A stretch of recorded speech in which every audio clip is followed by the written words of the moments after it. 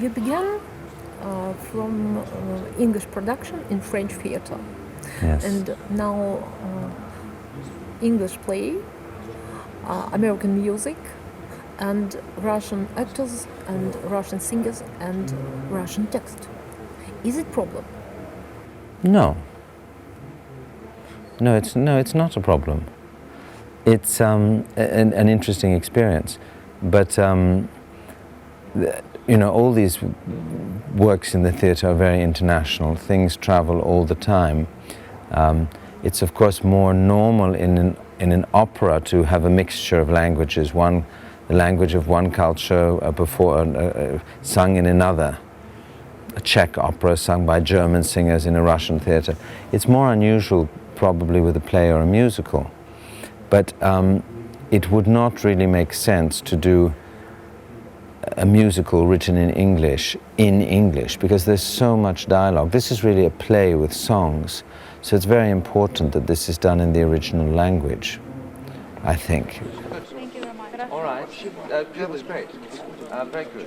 Я попробовала. Все замечательно. I tried. Yes. Да, yes. Very nice. Можно посмотреть, да, на костюм?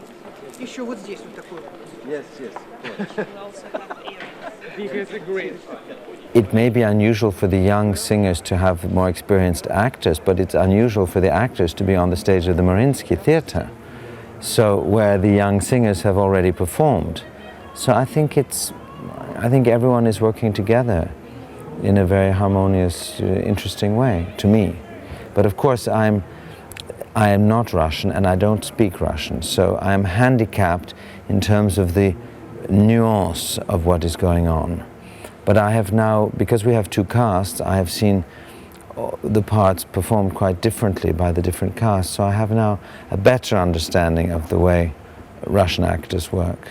I mean, the team, we're all really happy to be here in Russia. It's a big challenge because this theatre has never done a musical comedy. And, in England and in America, musical comedy is considered the most complicated form. It's much more difficult than an opera because you have the combination of spoken dialogue and singing a lot. You have a lot of dance. You have the use of microphones. You have many scene changes, many more than you usually have in an opera. So it's very demanding, and it's a big challenge to realize this idea of Maestro Gergiev, who wanted absolutely to have in this very famous theater with a very great tradition, he wanted to have, an American, a great musical. As you rightly said, this is an American musical based on an English play. And in English, it's really a completely brilliant piece. I mean, the writing of the songs is incredible, and the music is incredible. It's very witty and very brilliant analysis of the English character through music as well as through words. I don't know how well this will translate into Russian or not. It is Bernard Shaw, as a playwright, of course, aside from his politics and his social politics and his sexual politics, because he was very strong about women's rights and he was also strong about equality, which I'm sure the Russian people have appreciated him over the years. But he also had a very clear vision of his particular society, and his plays are very English. And it's a very unusual thing that this idea should not have worked. A musical of My Fair Lady shouldn't work, but it does work because Lerner and Lowe were so brilliant.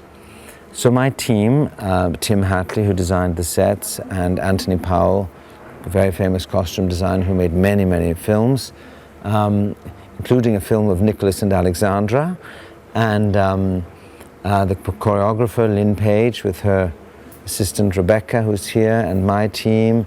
We're all working really a lot to make this as good as it can possibly be on Saturday. Well, yes, when we started to work on this production, we did not know it was coming to St. Petersburg at all. This was not designed with St. Petersburg in mind. St. Petersburg came after.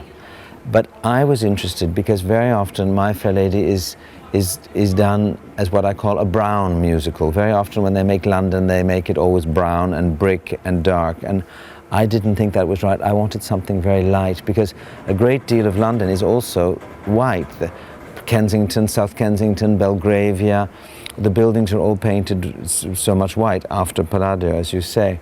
So I thought that white also, I liked the idea of this classical architecture, because Higgins is always talking about, you know, Plato and the classical principles of, you know, of a great classic scholar. So I thought it was amusing to bring in this idea of Greek and Roman classical architecture. Of course, we have in Latin the inscription on the show curtain, "My Fair Lady" in Latin.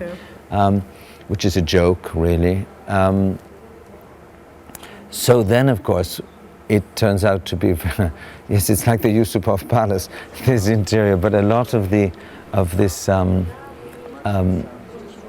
yes, of course, it is quite a wonderful coincidence that this particular classical architecture is also very much part of St. Petersburg's, the sets here, the look of the city.